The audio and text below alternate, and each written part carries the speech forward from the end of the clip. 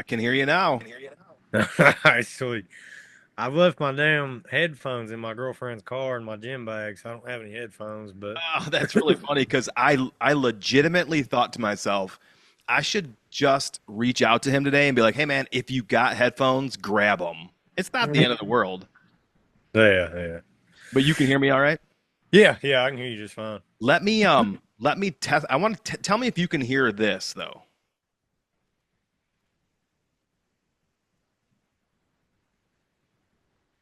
The fuck is going on here? Nothing. No. Now, why is that not working? It was just working a second ago.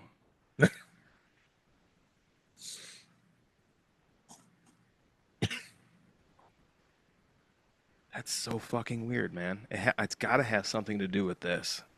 Zoom. That's how it goes.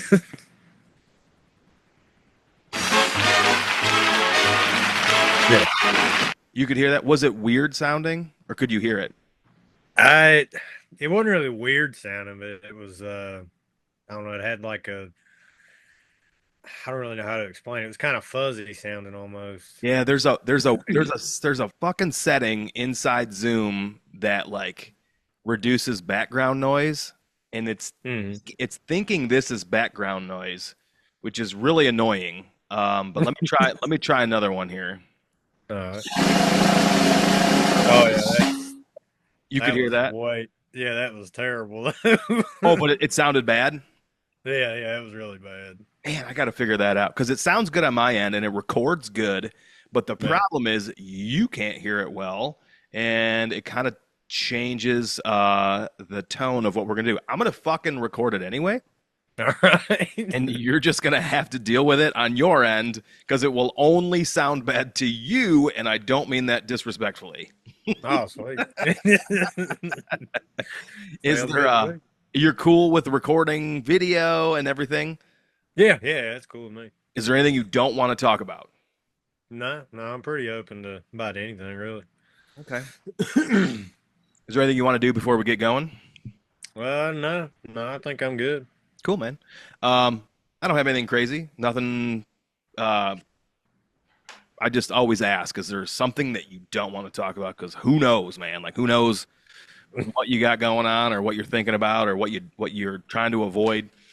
Sometimes these shows can get political, and it's like people are like, I don't want to talk about that shit. So if that's something that Right. you didn't want to do. We don't have to do it. No, man. Like I said, I'm pretty open to just about anything, so Okay. I'm pretty easy going. Well, I don't know a ton about you. Um, I have some suspicion. Just so we're rolling and we're gonna go with this. All right.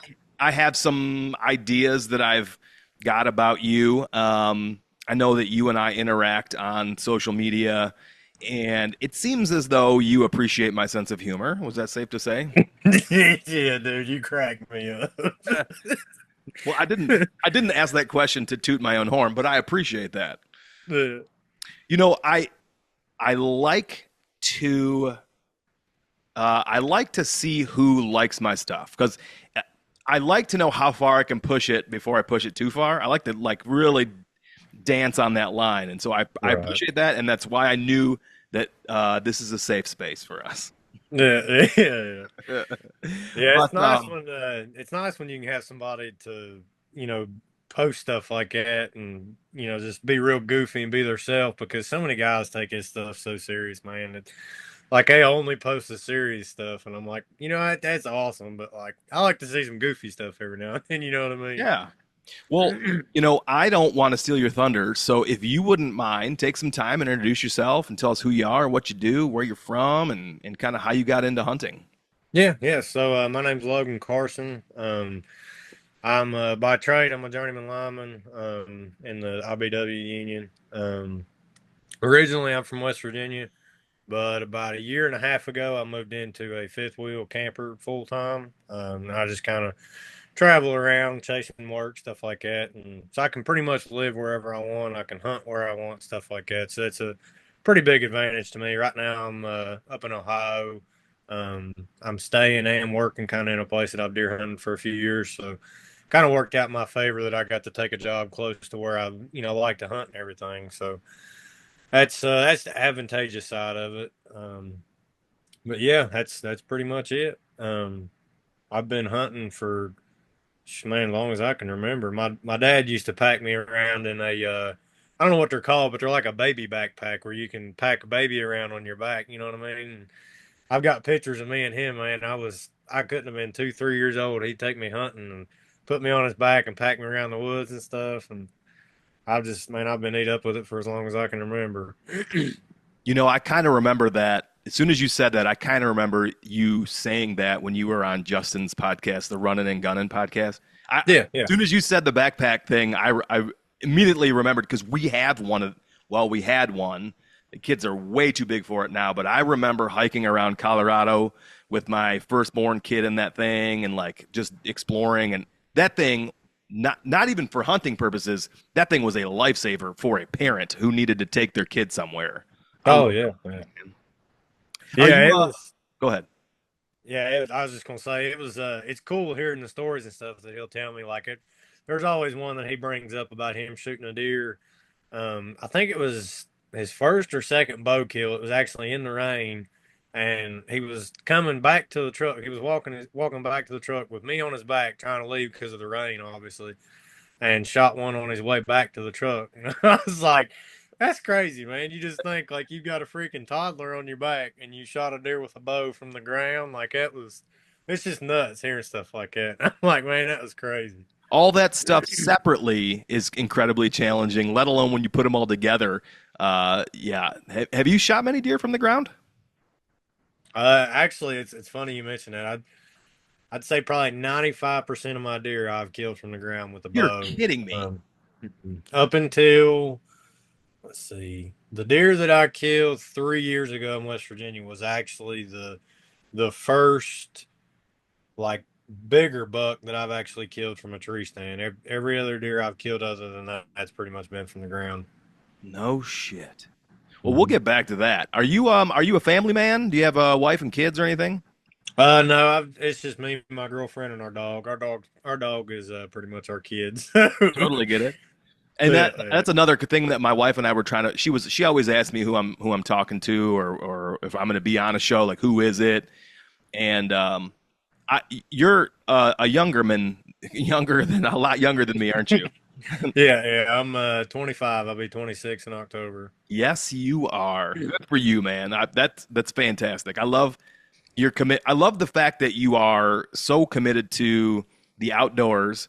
You uh, appear to me to be a very hard worker, and hopefully, you've never heard me talk about how I struggle with the younger generation these days in the construction trades, Mhm. but I do.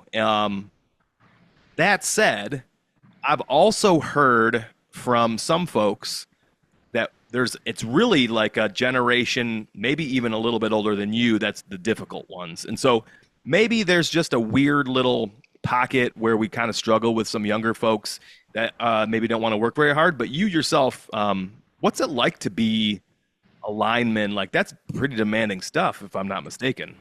Yeah, it's not an easy job by any means. I mean, there's a lot of guys I've seen that come out here and they don't last a couple months and they give it up because it's hard work and I mean, inherently dangerous, but it does pay good and I really enjoy it. I get to work outside every day, um, and I just really enjoy it, man. I got into it after I got out of the Marine Corps and I knew I wanted to work outside and do something with my hands, and that was just something I fell into and fell in love with it when I started doing it. And honestly, man, I'm really glad I've done it, because it gives me the freedom to travel around, make enough money to support, my girlfriend and everything, and do all the things that we get to do, and obviously my hunting addictions and stuff. So it's a pretty good life, man. I'm not gonna lie.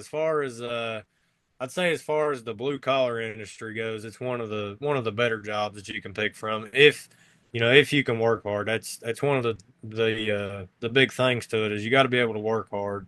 It's a pretty physically demanding job. I mean, I don't want to make it sound like it's impossible like for anybody to do it, but it is pretty physically demanding at times, especially in the summertime in the heat. Yeah, I was going to say, well, first of all, thank you for your service. Yeah. Second of all, I was thinking not only physical, but that physical is going to translate to mentally challenging in an extraordinarily dangerous situation. The hotter you are, you're Mhm. physically exhausted, yet you have to be mentally sharp because your life's on the line. I mean, how high is that voltage up there? So 95% of what I work on, especially right now, it's 7,200 volts phase to ground, and it's 14,400 phase to phase. And then you can, on the power company here, Appalachian Power, American Electric Power, you can put hands on and work anything up to 19,900 volts.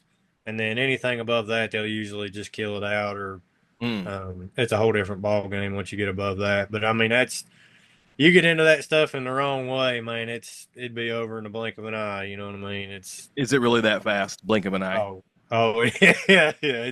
It's quick, man. I mean it. Well, I mean, I'd say it happens before you even realize that it happened. You know what I Mm. mean?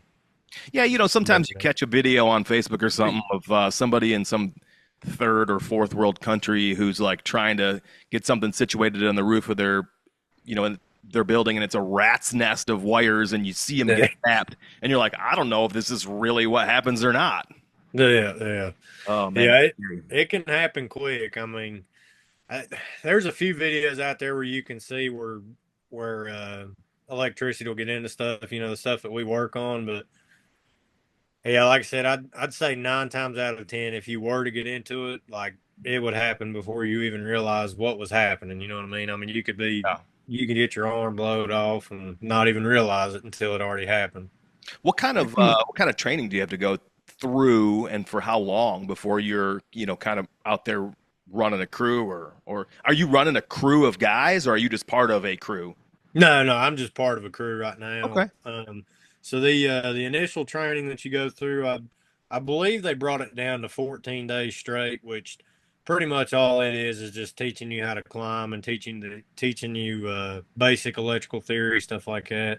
And then once you get through that, that's kind of like your boot camp per se. They'll send guys to that first to kind of weed out the weak more or less. And then if you can make it through that, then you'll go through a an apprenticeship that can last anywhere from 3 years to 4 or 5 years, just depending on how steady the work is. If you can keep up with your book work, stuff like that. Um, but once a month, they send you to a class where you'll take tests on the stuff that you learn. So like you have on the job training where you go out, you get paid to work or paid to learn. I'm sorry, you get paid to learn. And the guys above you, your journeymen are teaching your apprentices everything about the trades. They're teaching them the material, the tools, the work, stuff like that. How to work Hmm. We lost him.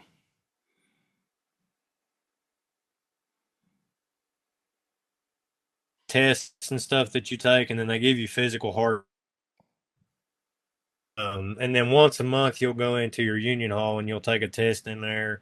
And they usually have classes and stuff to just go over different parts of the trade, electrical theory, voltages, construction, like how, different parts of the trade on the how they build stuff and everything like that. So it's a pretty detailed apprenticeship, but 9 times out of 10, by the time you get finished with it, you've got a pretty good grasp on everything that's going on within the trade, and you can work efficiently and safely at that point. Okay. Now I know you've said that it provides you this financial security to, especially specifically where you're at in life right now, Mhm. um, but also it affords you the opportunity to chase your dreams in the woods. Mhm. Now, have you done anything else other than, the Marine Corps and electrical lineman work? Is there anything else you've ever done other than that that maybe you thought, God, I need to do something different because I'm just not hunting enough? Uh, no, nothing specifically. I mean, I joined the Marine Corps right out of high school, so I mean, outside of that, it was kind of just part time jobs and stuff. Um, but yeah, I mean, Other than the Marine Corps and line work, that's pretty much been about it. Do you find that you're able to take a lot of vacation time in the fall, or is that not really how it works? Yeah, yeah. So that's the cool thing about the union. That's one of the benefit sides to it is you pretty much can take off as much time as you can afford. So like last fall, I took off I took off like from the middle of September or the end of September, something like that, to the end of the year. So I had pretty much the entire deer season off. Um, and I mean, like I said, if you can afford it, you could pretty much do that every year if you wanted to. Wow. One of my buddies done the same exact thing last year. He took off the whole fall and got the deer hunt as much as he wanted, which I don't know if I'll do it again. I mean, it was awesome because that was the first time I ever got to do it. And it was like, man, I can hunt every day. I don't got to go to work. I don't have to do anything. And it was awesome, but it was like kind of an overload. You know what I mean? I need work there to kind of have responsibility and have a balance and everything. And I don't know, it was really fun and really enjoyable, but it got to be a little bit too much sometimes. That is an interesting theory there. I feel like a lot of people romanticize what it might be like to hunt literally every day. Exactly. But to hear you say that you need a little break for some normalcy in your life is kind of refreshing. Can you elaborate on that? Like, what's happening in the woods where you feel like you need some real life as a break? Like, what's happening to you where you feel like that? Man, it's really easy to get stuck in a rut. Like I was the same way. When I took off, man, it was like, I mean, my eyes were you couldn't have opened my eyes any wider, man. I was so excited. I was like, man, it's gonna be the best deer season of my life. Like it's gonna be great. But you can get stuck in a rut really quick. I mean, you're hunting every day, days on end, scouting, everything like that. I mean, eventually it can just get to the point you're going through the motions and you're not prioritizing your time. You know what I mean? It's gear guys talk all the time.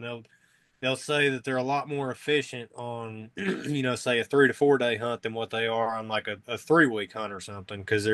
Or if they're hunting out of state as opposed to hunting on some private ground in their home state or whatever, because they're, waiting for the perfect days or the perfect time or whatever. Whereas if you've only got a few days, man, you're going to go in there and just send it, whether you got the perfect conditions or not. Hmm. Um, but then like I said, when I had all fall off last year, I was hunting every single day or I was scouting every day.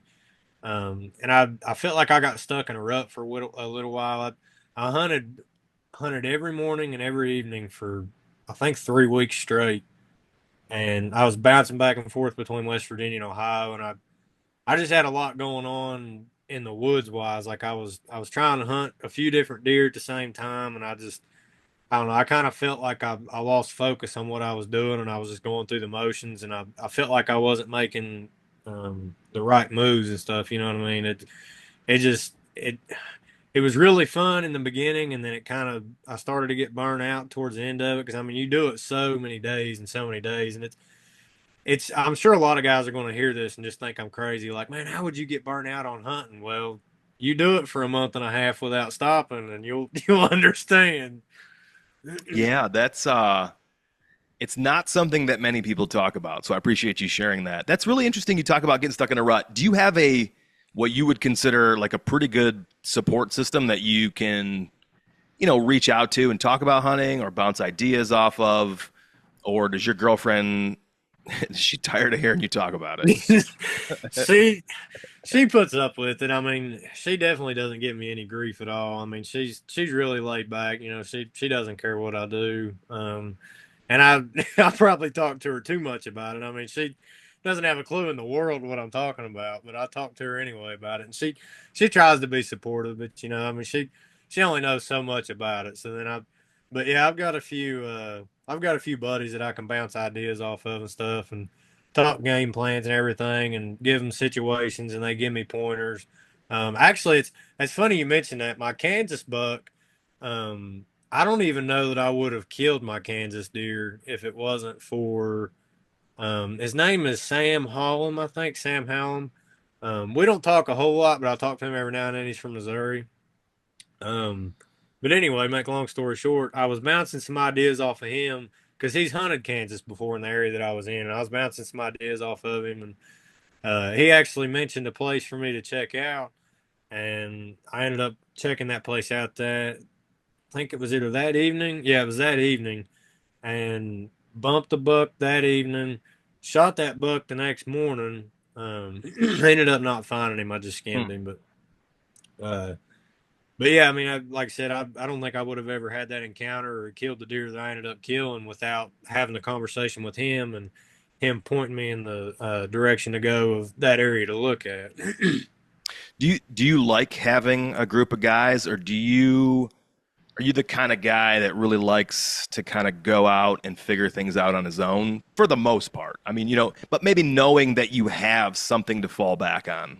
Yeah, yeah. So I definitely like to like to do things on my own, just to more or less for the self confidence type thing. If I feel like if I can go out there and figure it out on my own, then I'm like, well, yeah, I got this. I can take it other places because I'm a pretty self reliant individual.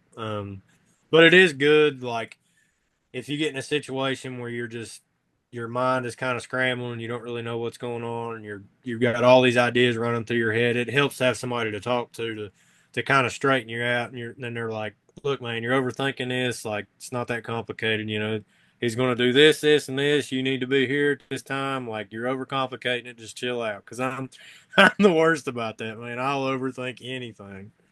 I think that's inherently something that people who really care a lot about what they're doing and Yeah, are truly invested in the pastime of hunting and wanting to do their absolute best. We get stuck in like this thought wheel, and it's really hard to get off that wheel, man. yeah, it is. Let's talk about Kansas. I kind of forgot, but then you just reminded me that you love Kansas just as much as a lot of guys do. Tell me how that started and how long you've been doing it and why you love it so much. uh, in all honesty, man, I couldn't even begin to tell you how it started. I don't remember what got the idea in my head, but I remember talking. I can remember talking to one of my buddies about it, and he was the one that kind of got me into the whole like figuring out how the draw works and everything like that, and how to apply and all that stuff. And last year was my first time applying. We actually were supposed to put in as a group, and somehow it got messed up where I was the only one that got put into the group. Like I think he applied but didn't get put in the group or something like that. It was something weird happened. It ended up being a group with only me in it. Oh my Yeah, it was funky.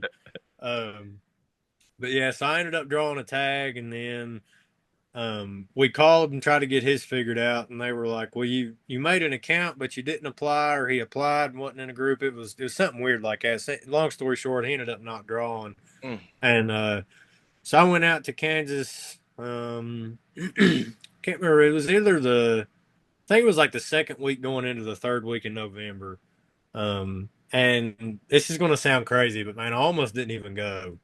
Like I was so I was I was so caught up on chasing. I was chasing two deer back home. I was chasing one in West Virginia, one in Ohio, and the one in Ohio I had some loggers come in and kind of logged the entire area that I was hunting right around the end of October and kind of pushed him out. The deer in West Virginia, I I was hunting him hard, probably too hard, and just drove myself crazy trying to figure him out. And like I said, I almost didn't even go to Kansas because I wanted to kill this deer so bad.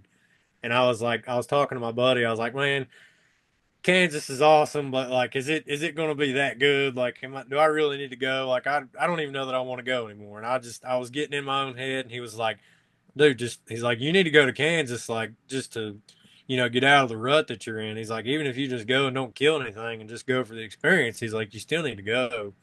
And I was like, yeah, I guess you're right. So I woke up one day and planned to go hunt West Virginia, and my wind was wrong. And I was like, screw it, today's the day. So I packed up all my stuff and I left for Kansas at, I don't know, like 1 o'clock in the afternoon or something.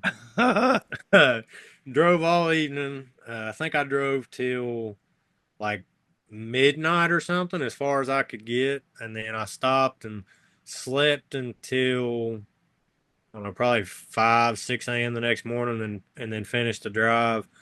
Um, but I got out there, scouted. I think I scouted that first day. I don't remember if I hunted or not. I think I scouted that first kind of half day that I was there.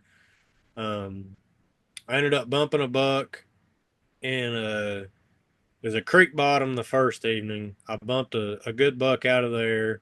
So I went in there and hung a set that evening, came back in there the next morning and had encounters with three different bucks that morning and managed to not kill any of them somehow.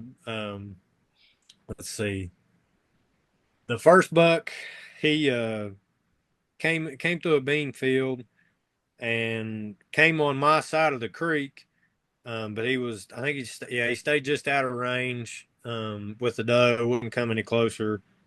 Um, then I grunted in another buck from behind me. It probably wasn't 15, 20 minutes later.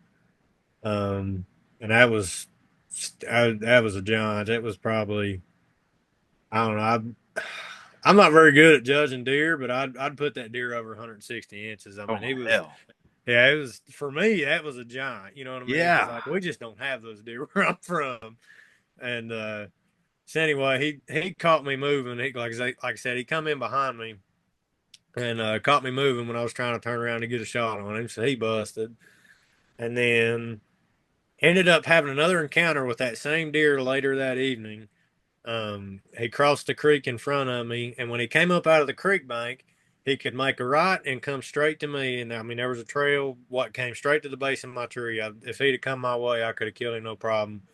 Or he could turn left and go into a thicket. And he took a left. I was like, "You've got to be kidding me, man!" Um, so anyway, that was that evening, or pretty much the whole day, I guess. Went back in there the next morning.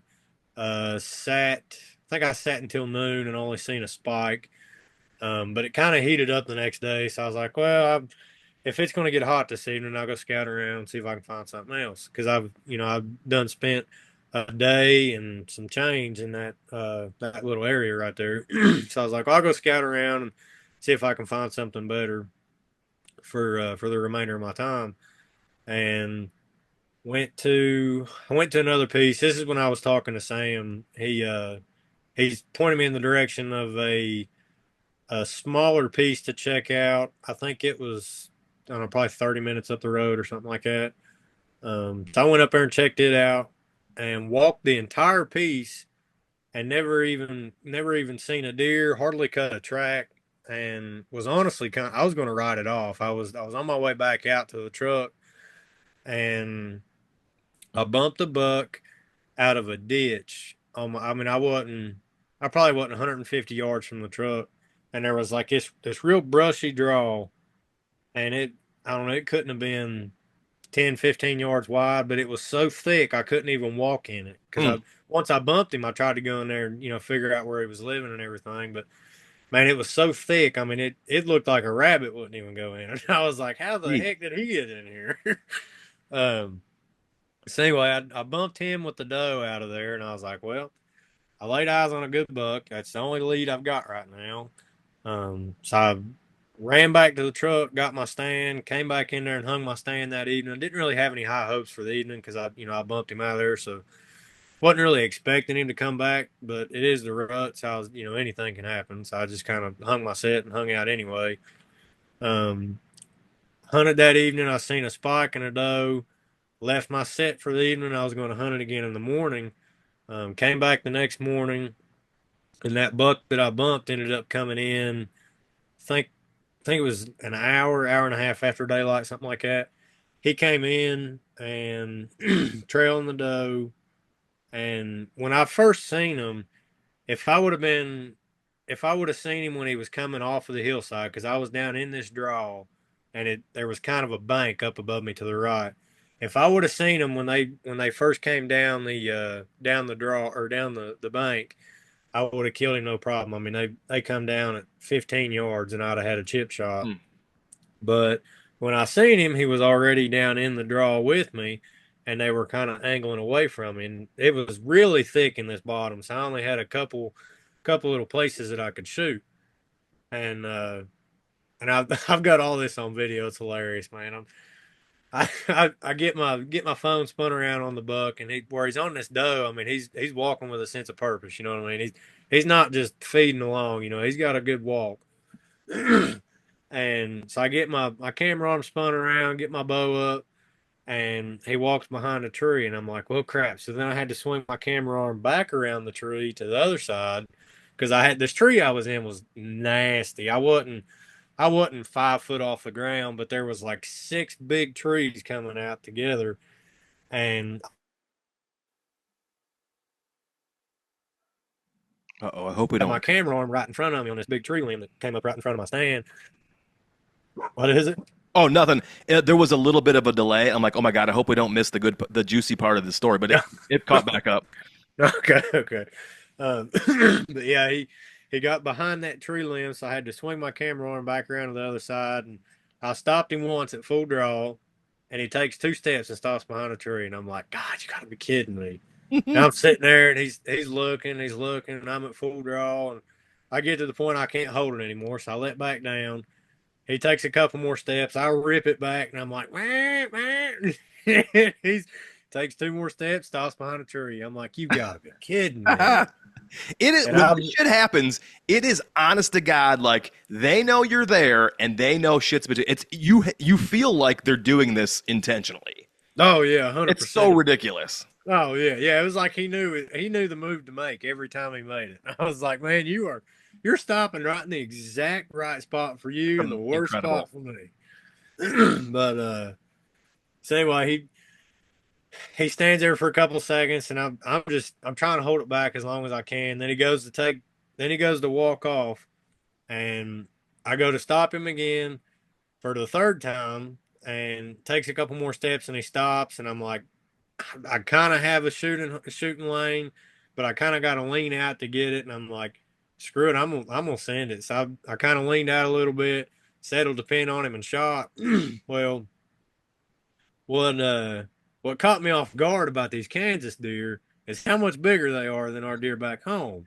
So this gigantic bodied deer in this tiny little draw looks like a moose. And long story short, this deer was at like 37 yards and I thought he was at Shit. 23. Yeah, completely misjudged the yardage.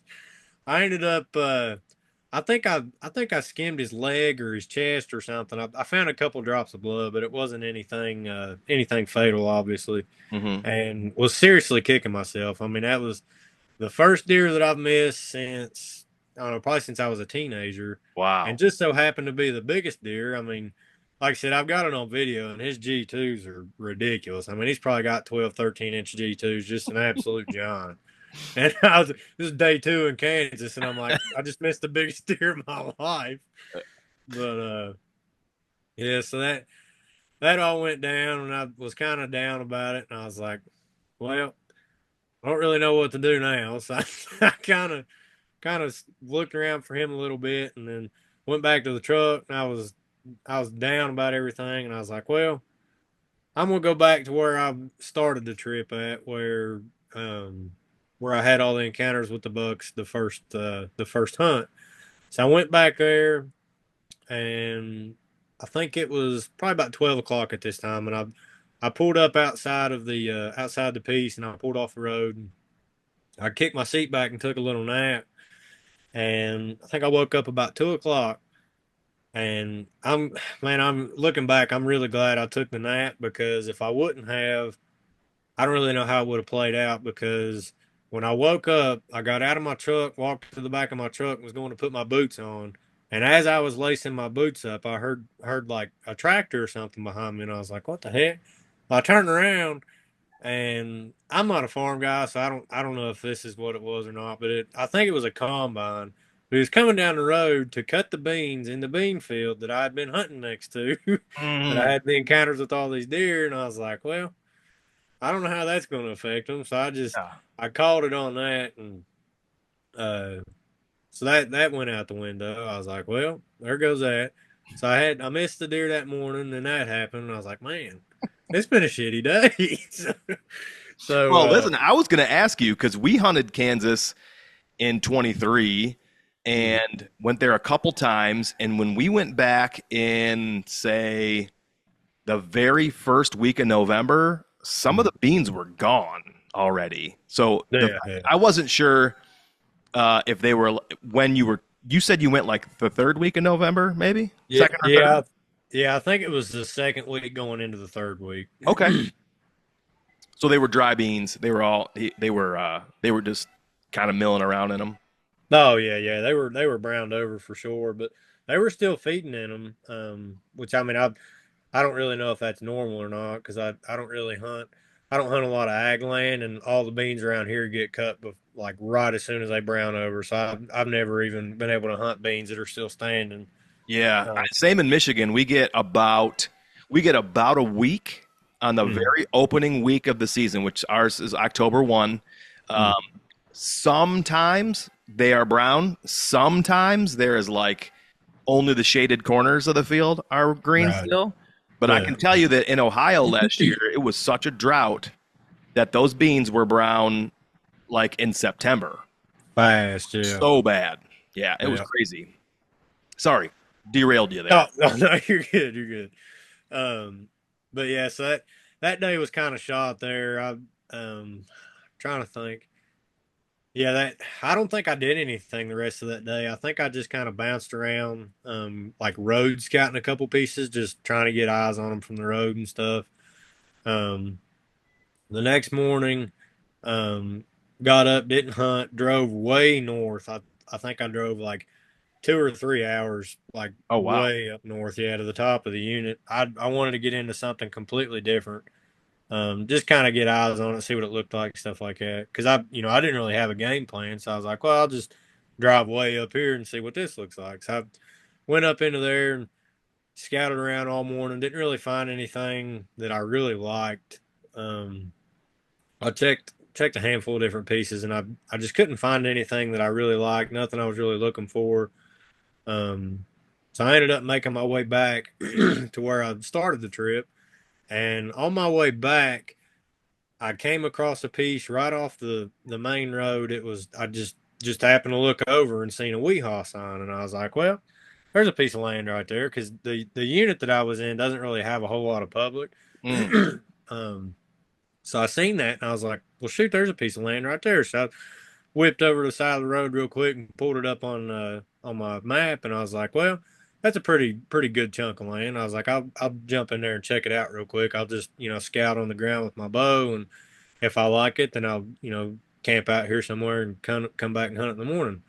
So I went down, turned around, come back, and parked the truck. I think at this time it was like 4 o'clock, 4:15, something like that. I probably had an hour till it got dark. um, so I jumped out, threw my boots on, grabbed my bow, and threw my grunt call in my pocket and just took off. Um, So you and at this point you have intentions of hunting from the ground. oh yeah, You yeah, have I an don't. hour left. Okay. Yeah, yeah, 100%. Yeah, I was gonna. So pretty much my entire goal was I was just gonna try to slip through this property, and scout hunt more or less. Just kind of Sure. slip hunt.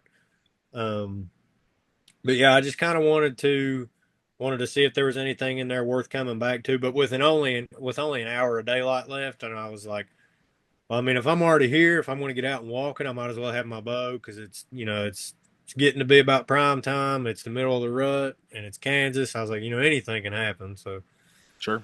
um, but yeah, I got out and took off down through there. And the way it laid out, it was, I think there was like three big ag fields that were kind of staggered, and then there was a brushy creek that kind of circled the entire back half of it, and then come back up to the main road. And so my entire plan was to just drop down in that little creek bottom down there and slip through the whole creek bottom and see if I could cut any tracks or anything like that in the sandy soil, and then just walk the whole thing back up to the road. And then if I didn't find anything, just walk back to my truck and leave. Um, but as I got down in there to the back half of it, I started to find some decent rubs that were still fresh, and I was like, well, looks like there's some good deer sign in here. And then I started coming across some bigger tracks, and I was like, these are fresh. I was like, these are within the past couple of days. So I was like, there might be a good deer in here. So I'm just kind of slipping along, and I get back on the very back side of it, and I'm kind of peeking up into this. I think it was a cut cornfield, is what it was. I was peeking up into the back corner of this cut cornfield, and there was a little four corn buck out in the cornfield, and kind of watching him, just seeing what he's doing, watching his demeanor, and I caught a glimpse of movement in the thicket on the far side of the cornfield, just on the other side of the corner, and I pulled my binos out, and it was a pretty good sized deer. Definitely a deer that I was going to had planned on shooting. I was like, oh, that's a deer I'll kill, like 100%. He was a good deer, and so I'm sitting there and watching him, just trying to see, what his demeanor's like. I'm like, can I call to him? Do I need to try to slip in on him? Can I just hang out here and see if he'll feed this way or what's going on? So I sat there and watched him for probably, I don't know, probably 10 minutes or so, and he was not moving. That deer stood on the edge of that thicket and did not move. I watched him rub a tree, but he would not come out of that thicket for nothing. He's just sitting there, just hanging out. I was like, well, he's not moving. I'm not moving. I'm losing daylight here. I was like, I got to do something. So I was like, um, drop back down in the ditch and kept walking kept following the ditch around the backside of this cornfield, and I got to where I felt like I could get this deer to come across the corner of the cornfield on the back corner. I was like, well, if I can get up in here and try to call to him, I was like, I'll just see what happens. So I get up there, um, back to the back corner, crawl up out of the ditch. And at this point, I'm like crawling on my hands and knees trying to get up to the edge of this cornfield where I can, get a shot into it if I need to. And so I get up there to the edge of it, lay eyes on the deer, and he's still in the exact same spot he was in. So I was like, well, I'm gonna grunt a couple times towards him and then grunt away from him and then snort wheeze at him. So I'd done that, and man, it lit him up. Like I'm talking the first snort wheeze that he heard, dude, he straight up pinned his ears back and started coming right at me, and I was like, "Ain't no way this is happening right now. Oh, Like, hell yes. this is insane." And but he was at this point, he's probably still 70 or 80 yards to the other side of the corner of this cornfield, and I was like, "Well, I'm gonna just have to hunker down here until he just pops up right in front of me, basically, because there was kind of like a little hump between us, and I had to sit up to where I could see him, and I didn't want to stay sitting up the entire time because I didn't want him to catch a glimpse of me or something, just sitting out there in the wide open, basically. Yeah. So I hunkered back down, and I was like, well, I'll just have to pay attention, and when he pops up, I'll just have to be ready and kill him. Um, but then I was sitting there for a couple seconds, and I heard some leaves crunching and a stick break kind of over my right shoulder, and I was like, man, there's another deer in here with me, like in the thicket with me. And I was like, it was coming at me, and I was like, what the heck's going on here? I was trying to like decide. I was trying to decide whether I wanted to pay attention to the deer that I had no idea what was coming, or if I wanted to keep my focus on the deer that I knew was a buck that I wanted to shoot. But then this deer behind me was just, I mean, on a steady move right at me, and I was like, man, that might be a buck because I grunted in that direction, and I was like, man, that might be a buck coming in. So I spun back around. I'm sitting there on my knees with my bow in my hand, facing that direction, and next thing I know, I just see this rack pop out of the brush, and I'm like, "Oh my god, dude!" I'm telling you, 140-inch deer from the ground looks like a 190-inch deer. Like I Yeah. thought, I'm telling you, I thought I just killed a state record when I when he came out. I was like, "This is the biggest deer I've ever seen in my life." But yeah, he came out of the thicket, and man, he's hard charging right at me. I mean, just stiff legged, neck swelled up. And I think the coolest part about this whole deal that the first buck that I had the encounter with in the cornfield comes over the rise behind me, and these two bucks make eye contact. Like I can see the buck in front of me, and I seen it. Like I seen his uh, posture, like his body and his facial expressions and everything. When he seen the deer behind me, he bristled up, man. He turned his head sideways and pinned his ears back, and I'm like, there ain't no way. And this buck behind me, I can hear him shredding a tree, and he's not 10 yards behind me. And I can hear him just shredding this freaking, I don't know if it was a pine tree or I don't know what they got out there, but the green, pine tree looking Yeah. trees. I was like, this is nuts. Like these deer are they're about to go at each other, and I'm between them, like I'm gonna get run over. You were probably never even thought about. They both No, probably thought each of them were the ones that were calling. 100%. That's Oh, exactly what I agree. I think that's what happened, honestly. Um, but yeah, I mean, I can hear this deer behind me just shredding this tree, and this deer in front of me, man, he's like I said, he's got his head sideways, and he's like quarter walking towards me, and I'm like, holy crap! And at this point, this deer's like 10 yards right in front of me, and I'm just sitting in some CRP grass on my knees, are you and I'm drawn like, back or no? no, not at this point, because Okay. I don't have a shooting lane yet. It's Hmm. kind of thick. There's like a wall of brush basically between me and him, and I just didn't feel like I could slip an arrow through it just yet. Yeah. Um, but then this deer behind me, I don't know if he fully seen me or just knew something was up or what, but I heard him stomp, or yeah, I think I heard him stomp. Yeah, I heard him stomp on the ground behind me, and then the buck in front of me kind of stopped and like put his head up, and his whole demeanor changed. Like he was like, Mm. he knew something was off at that point. And he kind of sitting there and he was looking around, and he didn't know I was there. I don't know how he didn't see me, but he didn't see me sitting right in front of him. Um, but he kind of stopped and throwed his head up and was kind of bebopping his head around. And he didn't know I was there, but he knew something wasn't right. And so he spun and was kind of he started a quarter away from me and took a few steps and then cut to my left and turned perfectly broadside. And at this point, like as soon as he spun around, I just ripped the bow back. I was like, man, I've got to find a shooting lane at some point. I was like, I've got to find something before he gets out of my life forever. Yeah. And saying it just happened to work out. He made it right to the edge of that wall of brush, and it was either he kept walking straight and walked out of my life, or he took a left and walked right into a little clearing. And he just so happened to take a left and took two steps, and I didn't even have to stop him or nothing. I shot him from the ground at 8 yards, and I mean sent it right through his pump house, and I don't think he went 15 yards and piled up. And Oh, I, I man. called my girlfriend. Man, I was like falling apart, dude. I was like, I just killed the biggest deer of my life. Like I just killed a freaking 190-inch deer from the ground, and which I mean obviously was nowhere near that. But dude, when you're looking at them from the ground at that close with all that going on, like it's a whole different ball game, man. And then they look a lot bigger in a situation like that. That's a dream come true for so many people. The fact that you were able to draw one of the coveted Kansas tags, find time to go during the rut, sit your ass on the ground and have two bucks about to make a fucking buck fight sandwich with you in the as the inside bread. Like holy Yeah. shit, man. That there's so many people that would kill for that opportunity. That's incredible that that happened for you. Oh yeah, man. It was crazy. It was like the pinnacle of a Kansas hunt. Like when you think of a hunt like any place like that's what people dream of. And I was like, man, it Yes. for something like that to happen, like that could have been a freaking 75-inch deer for all I care, dude. Like that got me so fired up, man.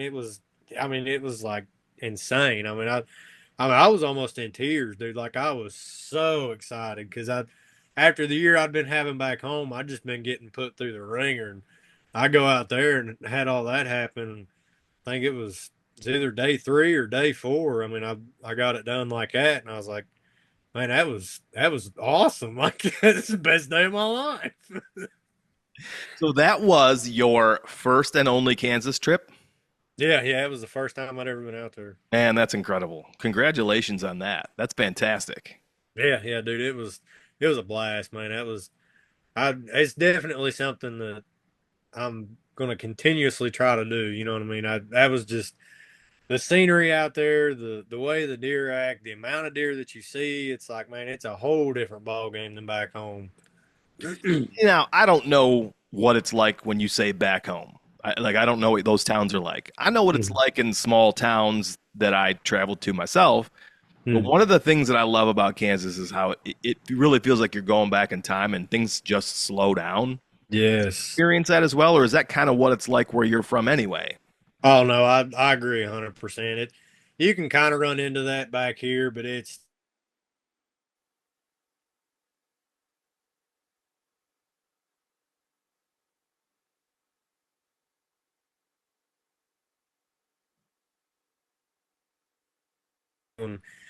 there's just a different atmosphere when you go out there, I feel like. Yeah, 100%, man, 100%. So there was a little bit of a delay there, but it picked back up again. We keep having these little glitches, but no big deal. I'll cut that out later. Um, so Kansas again. Can you, can you hear me? Yeah, can you hear me? Yeah, I got you. So after all that, Kansas again. Oh yeah, 100%. Yeah, Yeah. I've got see I drew a tag again this year. The same buddy of mine that we put in with last year. We got it straightened out this year. So we put in for a group and we done it right this time. And we ended up both drawing a tag this year. So it's Good. not the same unit as last year. I really wanted to go back to that unit because I really like that area. But we ended up drawing different units, which is no big deal. I mean, it's still Kansas at the end of the day, you know what I mean? So it's not too worried about it. But yeah, it's definitely a trip I'm looking forward to. Yeah, my brother and I are going as well. I will say there was something more challenging this year about the group situation. I have not, like, I've done this a couple of times now. I don't remember it being as difficult. I definitely thought I screwed up this year. Uh, I thought that I created a group and then so I do it all. I I created my own account, I set it up, I created the group, and then I went in and I did my brother's, and I thought I accidentally like closed it all out before adding him to the group. Mhm. But then I realized I could go back in later and add him. But I really thought that I screwed up. There was something different about this year that I almost screwed up, and I wonder if that's what it was like when you guys were talking about it too. But man, that's great. I'm glad you guys are going again. I'm excited to see how it goes. We're gonna go, and we can trade stories and tips because I have not been successful. So I'd like to really wrap it up this year and bring one home. But Yeah. you know, Kansas is so different than West Virginia and Southern Ohio. Um, let's talk a little bit about Southern Ohio and Kentucky and West Virginia and going in on a boat for God's sakes. Like you do it all. Yeah. I kind of a couple years ago I tried to go all in on everything. I was like, well, if I'm gonna if I'm gonna hunt as much as I can and put as much time into it as what I do and everything, I was like, I just need to open all my resources as much as I can. Have all my different means of access that I can physically get my hands on, and go anywhere that it means where I can get on better deer and more deer. Just anything that I got to do to be able to do that, I'm willing to do it. What's been your favorite? If you had to choose a favorite, like of all the states that you've hunted, do you have a favorite in mind right now? Kansas. Oh, okay. What's Oh number two? yeah, What's yeah. number two then? Uh, I'd probably have to say Ohio just because.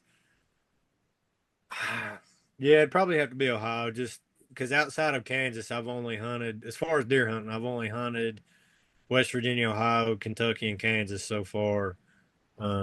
But yeah, as far as deer hunting goes, I'd say Ohio. And do you have you ever? I know you said that you don't really hunt ag, but like, have you ever gone far enough north where you start to get into it, or are you talking big woods, southern Ohio, lots, the steepest of the steeps? Like, is that where you're kind of primarily focusing? Yeah, pretty much everything I hunt in Ohio is all just big wood stuff. I started, I think last year I started to venture just a little bit north and got into some more ag stuff, but inherently I just ran into a lot more pressure and it seemed like a lot less deer. I mean, I had three cameras on one piece last year that I just let soak all season, and I pulled them at the end of the year, and only one out of three of those cameras had any deer on it. It only Hmm. had like it had like 10 deer pictures on it the Wow. entire season, and I was like, yeah, I don't know. I was like, there's just too much pressure in those places for me. I just the hills are tough, but man, I really enjoy hunting that kind of terrain. Why? It's just more. I think it's just more what I'm used to because like back home, it's pretty much the same exact stuff. Um, we do have I will say we do have a higher deer density back home, so it's a little bit easier to get on deer back home than it is over here in Ohio.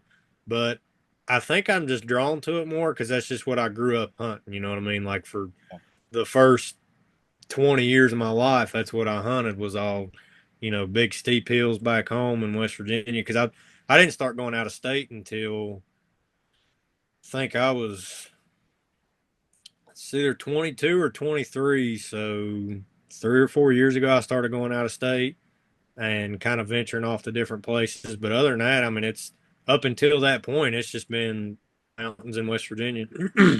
You feel like you've kind of got it figured out, but in that same vein, does that concern you that it will kind of lose its luster to you? Like you're Cone? not. Can you hear me? Yeah, yeah, I can hear you now. You kind of cut out there again. Yeah, sorry about that. So when you think about hunting the big woods in the steep terrain, does it ever cross your mind that there's going to come a day where you want to seek out different terrain like Oh yeah, AI?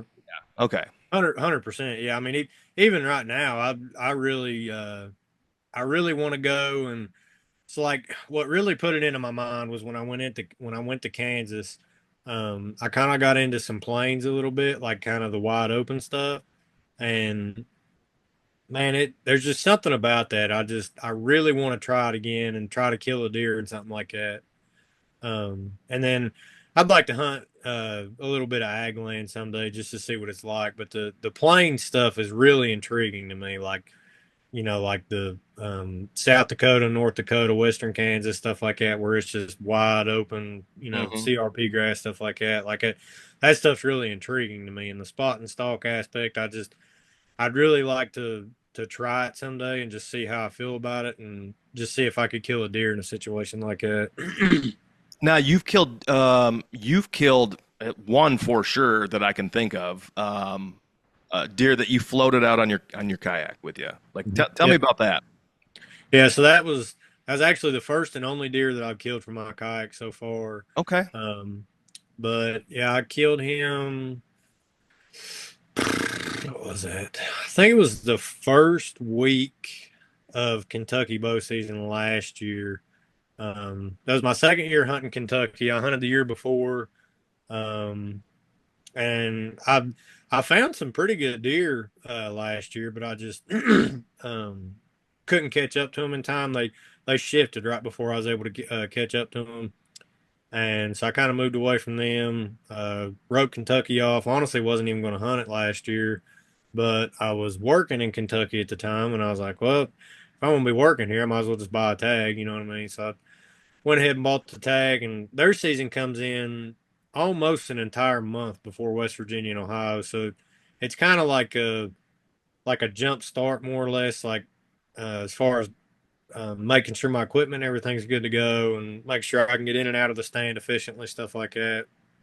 Um, so I just went ahead and bought the tag anyway on a whim, and I was like, I'll just go back to the place I hunted last year, not run any cameras. I was like, I'll just go in on a spot and try to cut a track or something and see if I can find something worth sitting on. So I went into a couple places, found some good stuff, but nothing I really wanted to come back to. But I really, really, really wanted to kill a deer from the kayak. um, so I went in on the kayak one evening. It was during the week, but I didn't have to work. I actually had to take my dog to the vet that week. His dew claw got tore off, so we took him to the vet that day. So I was off work, and didn't have any plans on hunting at all. But we got back early. I think I got back at like 2 or 3 o'clock or something. Um, and I had a little bit of time that evening to hunt, so I was like, "Well, I'm gonna shoot out to the woods real quick and just put an evening sit in." And had just planned on putting an observation sit in to see if I could get eyes on something for the weekend. And um, so I got out there, put the kayak in, paddled across the lake, got over to the place that I was going to sit, and wasn't really what I was hoping it was going to be. It was a little bit tougher getting in there than what I expected. Um, and the grass in the place that I was hunting was way taller than what I expected. I Mm. thought it was going to be like waist high or something. Man, this crap was over my head. So like you couldn't see anything unless you got up in the tree. And even then, it's like seeing a deer and something like that. You know, you're just looking for grass moving at that point. So it was a little difficult at first, but I kind of maneuvered my way through it and found a place that I could get into, and it kind of worked out because they literally still had the tractor in the field. I think they were going to cut this field for hay, and they had just made one pass. I literally think they done it the day that I went in there to hunt because it was like the tractor was still out there when I went out there to hunt it, and but they had cut a road basically on the outskirt of this field right between the edge of the woods and the field. And so I was like, man, this is perfect. I'll just sit this, and if anything comes in, I'll obviously have a shot at it because I'm sitting right on this cut road right here. But if nothing does, then I can see the whole field. It was probably like a 5 acre field, just regular hay field. So I was like, well, I'll just sit here this evening and see if I see anything. Hopes weren't really high. I didn't try to get in there quiet or anything. You know what I mean? I was just kind of tromping through, just trying to see if I could put eyes on anything. So I hang my set, and I probably had an hour and a half till it was going to get dark. And like I said, dude, I had like my my hopes were not high whatsoever. Like I was just kind of chilling in the tree stand, like wasn't really paying much attention to be quite honest with you. I was just kind of hanging out, and I ended up looking up, and right out of the corner of my eye, I caught movement, and this buck is walking right down this daggone cut road, and he's moving like he's not just a couple steps looking, couple. I mean, he's on a brisk walk. No idea why, but he was on a brisk walk, and I was like, holy shit, like he's right here. So I'm like, and I was still filming with a camera at this point, so I'm like, I tried to reach over and get the camera flipped on, spin it around, get him on the deer. And meanwhile, this deer, I mean, he's coming. He's not 25 yards, and this trail, this cut road, comes almost right underneath of me. I'm set off of it like 8 or 10 yards or something, and like I said, I'm right on top of it, and he is coming right at me, closing the distance quick, and I'm trying to get the camera turned on, spun around, grab my bow, get my bow back. I'm like, man, this is a daggone mess. Well, I spin the camera around, I get it set right in front of me. Well, by the time I hit record and get my bow in my hand, he's already in front of me, and I didn't feel comfortable drawing back with him right in front of me. And as I think he gets 2 steps past like directly in front of me and catches my ground scent where I'd walked in on that road. And I've got all this on video too. You can see he kind of jumps as soon as he gets my ground scent. It was wild watching it, man. It's like a dog, like when they get excited and they like jump down. That's almost like what he done. I was like, what the heck? But he done that, and he got all wigged out, and he's kind of looking around. I'm like, man, I really don't want to draw because he's right in front of me at 8 yards, and I know he can see me because I'm not 12 foot off the ground. And so I'm trying to figure out what I want to do, and I'm like, 1,000 thoughts are going through my head. I definitely want to kill him because I'd planned on shooting anything with even just a somewhat decent rack. And so anyway, he kind of calms down just enough to where he starts to take off walking again, and he gets he gets kind of quartered away from me, and then where he's not looking in my direction, I rip my bow back as quick as I can get it back, and I'm like, and he's still walking pretty hard at this point, and I'm like, man, and he's not stopping. And I'm like, God bless, like, dude, you gotta quit walking. I hit him with like 5 or 6, bleeds trying to get him to stop, and he finally stops walking at like he's probably 16, 17 yards, and he's hard quartering away from me.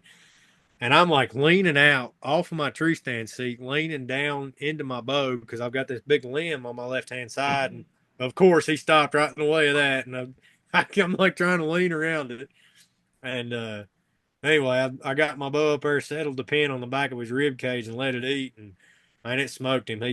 He jumped over into that head high grass, and he went probably 20 yards and piled up. But I mean that was that was probably one of the smallest deer that I've shot, and I don't know, probably since I was a teenager. But that was also like I got almost as excited about killing him as what I did my Kansas deer. Like I don't know what it was about it, but dude, it flipped a switch in me like you wouldn't believe. I mean, I was freaking out. I've watched that video, and it's cool to get now to kind of have the backstory to go with it because the only part I've seen is where I can see that somebody has mowed or knocked down Mhm. like a lane, and I'm like, how the hell is this? Anyway, that's really cool to get the backstory now on that. But I think Yeah, yeah, it makes a lot of sense. Like you set a goal, you pursued it, and then you made it happen. And I think that's what this is all about, is setting goals for yourself and then attaining those goals. And I think anybody's going to get excited when they do that, man. That's what this is all about. That's what we're living for. And that's so fucking awesome that you're able to do those things. And like I think like you said, it flips a switch and you're like, okay, what's next? Like what is my next goal? Like I love yeah, this. Line them up and knock them down, man. Let's do this. yeah, 100%. And that was my biggest thing about it. It was like, man, it was my I think it was my third year that I've been trying to kill a deer from the kayak and hadn't done it. That was my first out, so that was my first deer I've killed out of state. The first deer I've killed from the kayak. Um, First deer I've killed in September because that was the earliest I've ever been Yeah. able to hunt. I really wanted to kill him in velvet, but you know, yeah, it obviously didn't happen. Now, I will say he had blood on his horns from where he'd rubbed his velvet off probably not 24 hours before that. So Man. that was kind of cool. But Yeah. yeah, man, there was guys that weren't giving me shit. They were like, "Man, you got all excited over shooting that little deer." I'm like, "Dude, I kayaked across the freaking lake, went in there, hung my stand, and killed that deer on public land." I was like, "I don't see you doing that." Yeah, no shit. Yeah, I was like, y'all can make fun of me all you want, man. I said that was my first out of state deer, the first deer I've killed off the kayak. I said I got excited. I said that's all I care about. I said y'all can Hell think yeah. what you want. Hey, you want to call him out by name right now? We can call him out by name if you want to. Fuck you, Daryl. Yeah, that's right. Fuck you, Steve. Yeah. They're probably Oh, gonna listen to this and be like, "You son of a bitch." I didn't guess any of their names, did I? Daryl or Steve? No, no. Okay, good. So, and sorry to anybody named Daryl or Steve. I don't really mean it, but that's fucking awesome, man. I love that shit. I love hearing about guys that are setting goals and going out and fucking doing it, dude. That's what it's all about. But let's circle back to hill country because I posted a picture one day. Can you hear me or are you frozen? Can you hear me? You there? Just caught you back. All right. So back to hill country. Mm. I posted a picture one day, and I'm fairly certain your words were either I've stood in that same spot and taken that same picture or something along those lines. Yeah, it's I can't remember exactly what I said, but it was something along those lines. And that's not the first time that's happened to me, which is an awkward feeling, but that's not, we don't have to talk about that. I want to talk to you about that when we're done recording. But uh, when you go, if it's the same exact place that I've been to, it's fucking huge. Oh yeah. And it's like nothing I've ever seen before. Yeah. So that was really exciting to me. But when you look at a place like that, tell me how you scouted? Are you e-scouting or are you just boots on the ground? Like how does Logan break a piece down like that? So when I get into stuff like that, I try to e-scout it as much as I can at first. I'll go through and 9 times out of 10, I'm looking at a hybrid map. Like it'll, the topo lines and the satellite image.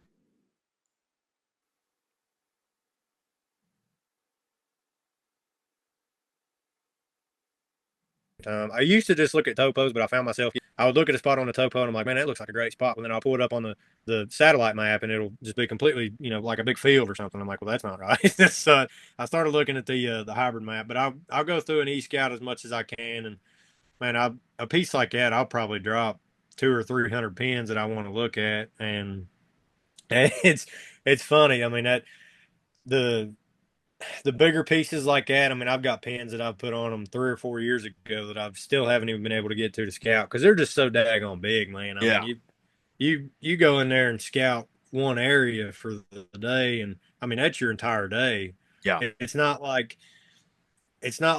smaller pieces you can go in and walk the whole thing and be done in half a day or something. I mean you go into an area like that and you can spend the entire day just in one small section. And the amount of time that it takes to break properties down like that is insane. But I spend a lot of time e-scouting places like that, and I'll drop pins on areas that I want to look at. And then I'll go in and put boots on the ground. And when I put boots on the ground is when I really try to finalize what I want to look at, as far as coming back to them, what I want to kind of just mark off and not really worry about it. If it's a place that I'm interested in and I want to put cameras or keep an eye on, or just continuously come back and scout it year after year to keep tabs and stuff on it, I'll mark it as green. And then if I don't like it, if I just want to mark it off and don't really have any interest in coming back to it, I'll just mark it as black. So any of my black pins are pretty much areas that I've just wrote off, or I'm like, it's not worth coming back to, whether it be, too much pressure, or not the type of terrain I was looking for, not the right habitat, just no deer sign whatsoever, just something that makes me not want to come back to it. um, but then breaking down a piece like that, man, it can be really difficult, especially in the hills, because from what I've found in the hills like that, like the deer really hold up in pockets. I mean, dude, you can have, say, you could take 1,000 acre chunk, and the deer will be holed up in 150 acres of that 1,000 acres. I mean, you could spend days looking and hardly come across anything, and then you walk in one drainage and it's completely obliterated with sign, and you're like, holy crap, they've all been right here the whole time. Yeah. It's interesting. Um, is there a certain amount of time that you feel like you need to scout and things that you need to find before you'll throw a sit, or will you scout and hunt sort of in season? Oh, man, scouting in season, I'm huge on. Like I really like that because it's real time intel. You know what I mean? Like Yeah.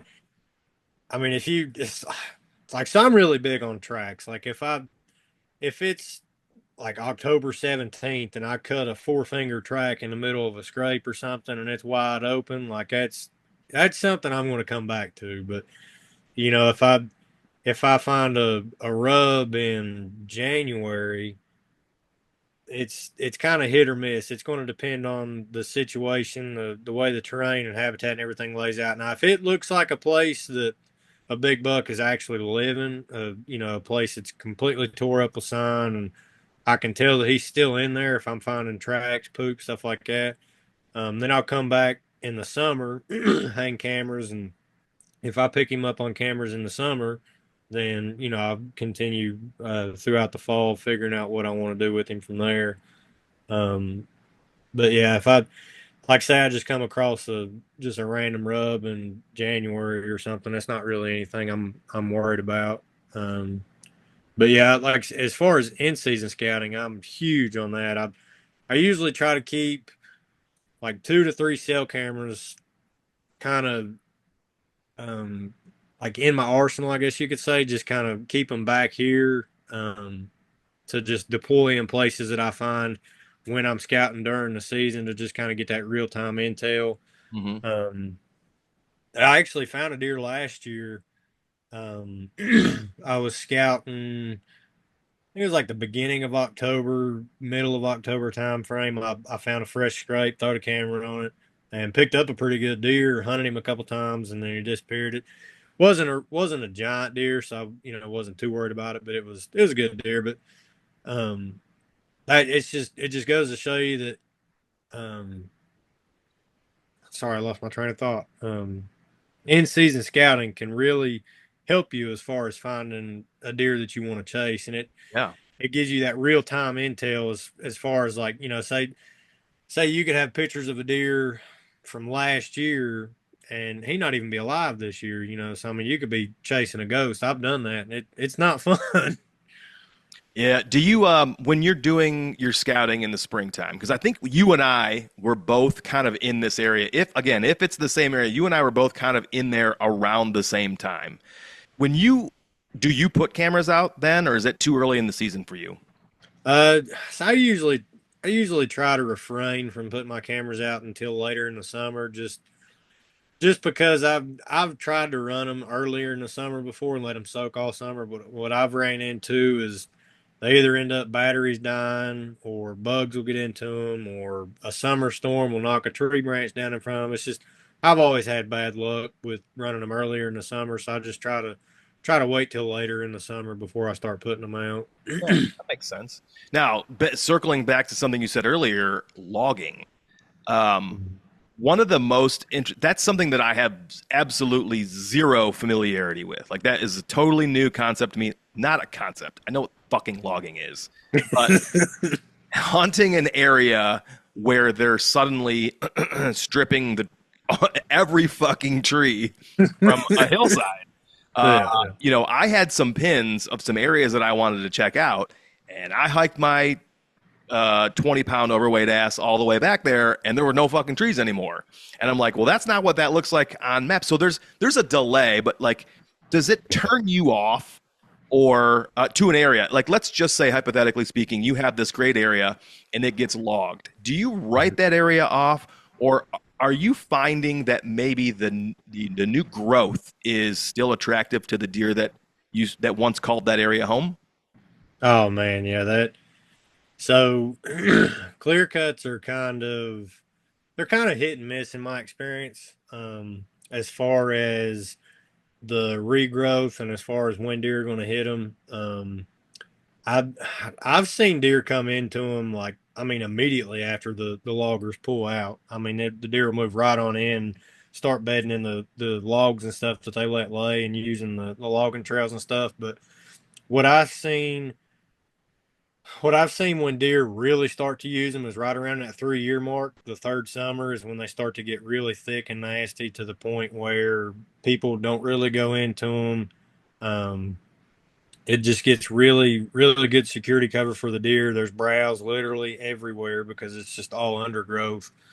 But yeah, right around that third summer mark is when I find the deer start to really use those. And then I want to say, I think it's right around that 6 or 7 year mark, give or take. It kind of depends on the area that they're in. How much sunlight they're getting, if there was a lot of rainfall or not, um, on how how much of the undergrowth starts to turn into more sapling type trees. Because once they start to turn into the saplings, um, I've noticed the deer kind of pull out of them and don't really use them as much.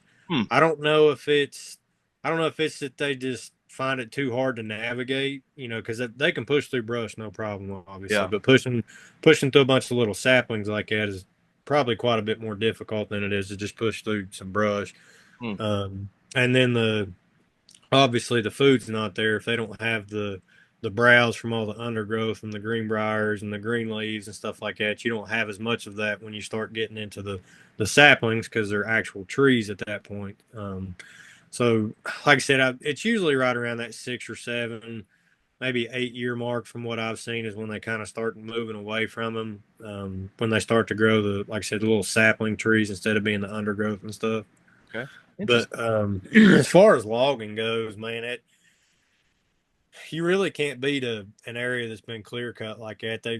It really sucks when they come in and do it in the middle of the season. Like last year, I had like 8 cameras got eaten by loggers, so that kind of sucked. But in about 2 years, I mean, I'd say that place is going to be on fire, because it's you're going to have all that undergrowth and all the underbrush and everything. The deer are just going to be tearing it up, and I mean, they just live in that stuff year round. Some of the best places that I've found have been butted up right up against places where they've clear cut hillsides and stuff, because the deer just seem to congregate there. You know what I mean? Like Mhm.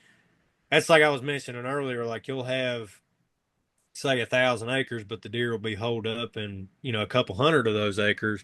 Well, within those couple hundred acres, I can just about guarantee there's going to be at least one, if not two, clear cuts in the immediate area. Because it just, I mean, the food is almost endless. The cover's endless. They just love it in them. Yeah, that's again, that's it's kind of new to me. I'm really intrigued by that particular area down there. I found a small amount of sign this year.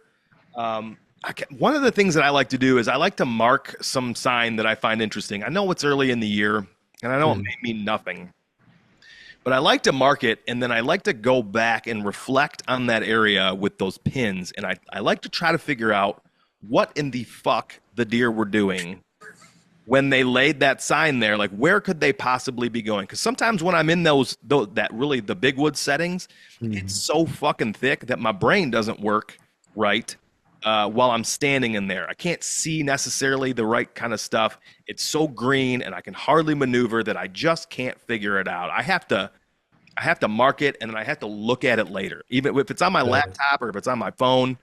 Like, I have to revisit those things. Um, that's just my little piece of advice for that kind of stuff. But you find success when you go in the. You found sheds this year. I didn't find shit. Seems like you're cheating by using your dog. I'm not gonna lie. Nah, man, I wish he'd find sheds, dude. Oh, he doesn't find them. Oh Lord, no, dude. He will Oh, walk right. I literally have a video of him walking right over top of a shed that I found this year. Dude doesn't have a clue in the world it's there. Now, if I pick it up, he'll come over and sniff it, want to chew on it because he thinks it's a toy. But dude, as far as finding them goes, he'd look right at it and couldn't give two craps about it. I mean, he.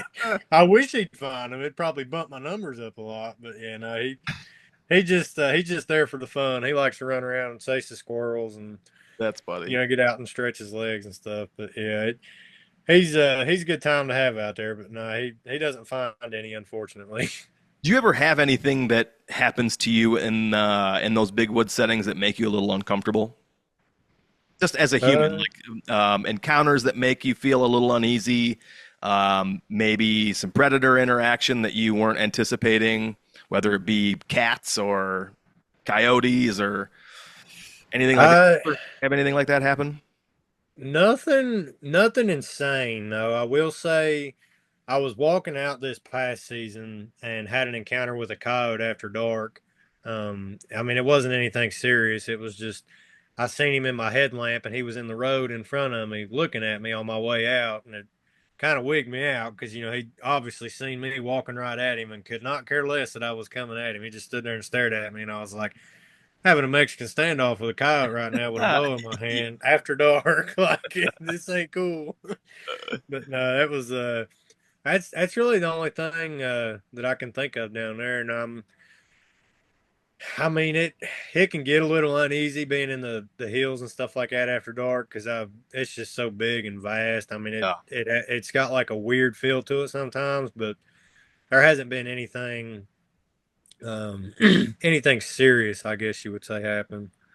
I don't know if you've ever heard me tell the story, but I had a story that happened in Kansas the last time I was there where I was set up basically like 6 inches off the ground, but in my point five. I was in some tall, brushy shit on the backside of a bean field in like sort of a creaky area. Anyway, there was no trees to get in. This was where I needed to be. I was set up real low.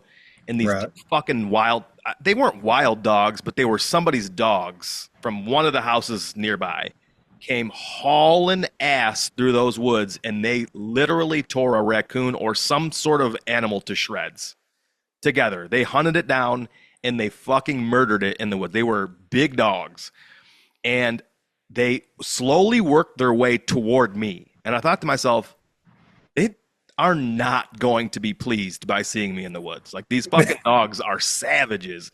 And so I am ready. I stood up in my point five, and I stood the seat back so I could lean against these trees. Again, I'm right on the fucking ground. Yeah. These two dogs are probably 20 yards to my left, and they never knew that I was there, but I was mentally prepared to draw back and kill one of these dogs. And then I thought I was going to have to remove an arrow from my quiver as soon as I shot, and then like stab the second dog. Like I was outnumbered. Yeah, It's the yeah. only time I was really super nervous that something was going to happen. I've been escorted to the tree before by coyotes in Kansas. Like I was cutting down a fence row from the road to the draw, like it was a CRP field, and then on the other side was Milo, separated by a barbed wire fence. And I was walking down the fence, and I glanced to my right, and there's two coyotes, and they were walking parallel to me the whole entire way until I got Oh down that God. draw. They never came like they never closed the distance, probably less than 75 yards, but they paralleled me the entire walk in. Oh, That was a dude. little awkward. Yeah, that would probably wig me out. I'll be honest with you. That would definitely freak me out. But I have one more question for you. It's a combo question, and then we'll wrap this up. You are you are an overachiever in a good way. I don't mean that is a negative, because I think it can be sometimes taken as a negative. But with that, I imagine you like to incrementally increase your goals, as maybe, or maybe I'm wrong about that.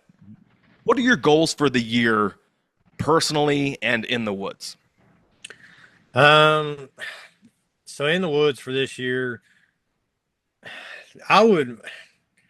I've kind of got two goals. One of them I feel like is pretty achievable, and the other one's kind of iffy. So the deer that I chased in West Virginia last year, as far as I'm aware, he's still alive. Um, I've been to hell and back trying to kill this deer, and I try not to rabbit hole myself on deer like this, but this is I'll be going into the fourth season now of having pictures of this deer. I think he'll either be 6.5 or 7.5 this year, and Damn. he's just an out like deer. They just don't get to be this size or age class in this part of the state, and just to be able to hunt a deer like this is mind blowing to me. So I would really like to be able to finally kill him. Um, so Let me ask you that's this. kind of. Do you know that other people know about this deer? Oh, 100%. Yeah, Oh, shit.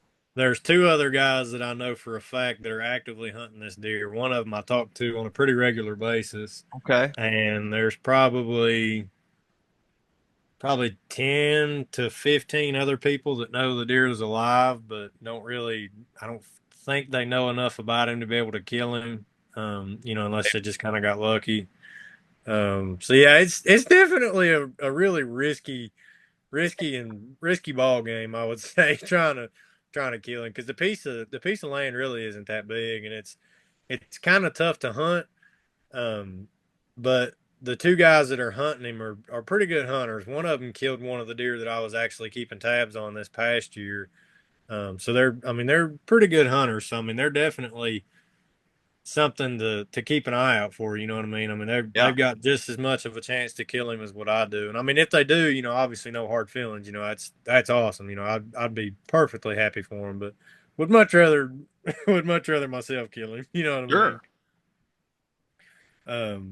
But yeah, that's pretty much my only goal for as far as the woods side. And obviously I'd like to kill another deer in Kansas, but as far as going back to Kansas, man, I'm kind of just going back for the experience this time. You know what I mean? Like Yeah.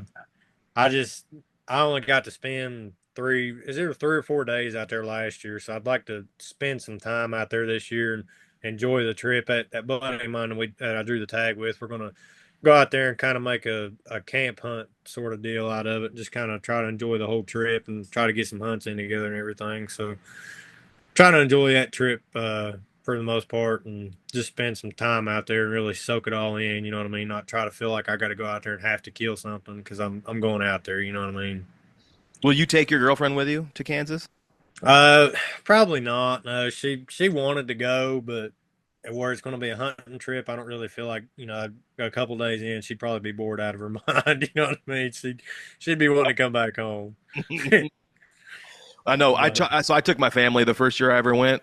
hmm. Um, and we didn't communicate our expectations perfectly with everybody, and so my kids wanted me to hang out with them all the time and go exploring in this town, and I was like, I'm out here to try to kill a deer, and so there was, it was a little tough.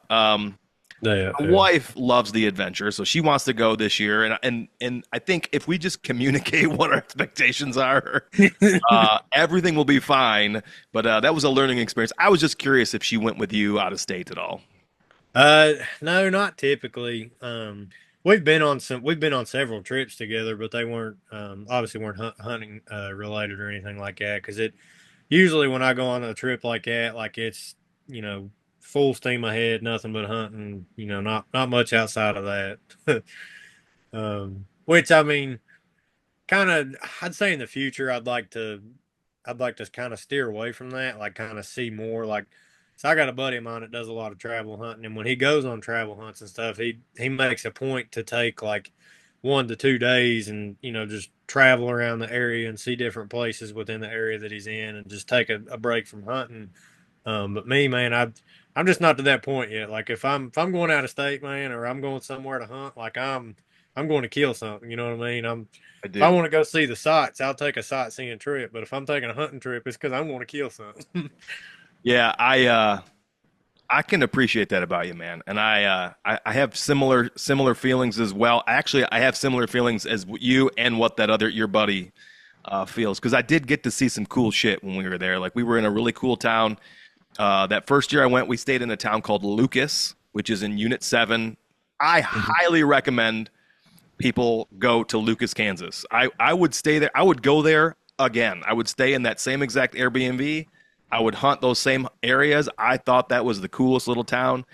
And then my wife and kids would go they found all this cool shit. They went to like visit an alpaca farm, and there was these crazy like rock formations that we went and visited that were all these giant round fucking boulders that were, I mean, massive. I don't know how the fuck, I can't remember how the fuck they happened. But anyway, just some cool shit. I highly encourage, if you can get one day, either on your way in or on your way out, just find something cool to look at, because we only get to do this one ride, man, and Yeah. a lot of cool shit out there. But Logan, I think you're one of the good ones, man, and I appreciate you sticking around. My dumbass page on Instagram. And speaking of Instagram, where can people find you and follow along with your stuff? Yeah. So I'm mostly active on Instagram. I post some stuff on Facebook, but Instagram is more of my hunting stuff. I I gotta check. I think it's Logan.Carson. I think that's it. No, it's Logan Karson 12. Sorry about that. Yeah, it's just Logan Karson 12 is my Instagram. But yeah, it's like I said, I post some stuff on Facebook, but most of my stuff goes on Instagram as far as hunting and stuff goes. Facebook's more for family, work, stuff like that. So And you said you record your hunts and stuff. Like, are you putting that on YouTube, or is it just kind of stuff for you? yeah, yeah. So I've got a YouTube also. It's the YouTube channel is called Public Pursuit. I've got a couple hunt videos on there, but still trying to get the hang of that whole thing. I I don't know. It's kind of a love hate relationship with it. Yeah, it I is. I really enjoy it for turkey hunting because it's I feel like it's a lot. It's I wouldn't say it's easier, but it's a lot it's a lot easier to get more videos turkey hunting because there's just more success involved with turkey hunting. Um, but yeah, it's like I said, it's just a love hate relationship with trying to get everything on film, trying to put it all together. It's really cool, and I like the idea of it, but sometimes it can be a little bit too much. Yeah, I know. I understand. I completely understand. I'm all hot and horny for videoing when the season first starts, and I got everything all situated. All my batteries are charged, and I'm super organized. And then come November, I'm like, fuck this camera, fuck these batteries. This is the Yeah, dumbest yeah. shit I've ever done in my life. What the fuck is wrong with me? And Oh I'm yeah, usually bailing and that's when I usually start to see stuff. So I yeah, gotta yeah. flip that around and maybe be lazy in the beginning. I don't know. I got to figure something out. Or just maybe I just suck it up and stop being a whiny little bitch. What do you think about Yeah, that? I feel you on that one. I feel you on that one. Um, do you have any last words? Any final words before we wrap this baby up for the evening? I know. No, I think I'm good. Logan, I appreciate you, man. You're a good dude. I appreciate you sticking around and hanging out with me and interacting with me on Instagram and laughing at my dad jokes. Yeah, man. I appreciate the conversation, man. It was a good time. Maybe one of these days we'll get to meet up when I'm down there in Ohio. I do a lot of work in Ohio, typically up north. My territory is going to shift a little bit to Columbus, Mhm. but I got no problem driving down south and doing some scouting. I like to make a day trip out of it, but maybe one of these days we'll be able to meet up. Yeah, heck yeah, man. It sounds like a plan to me. All right. Well, stick around. You stick around. And thanks, everybody, for listening. And we will talk to you all soon. Thank you so much. Let us get the fuck out of here.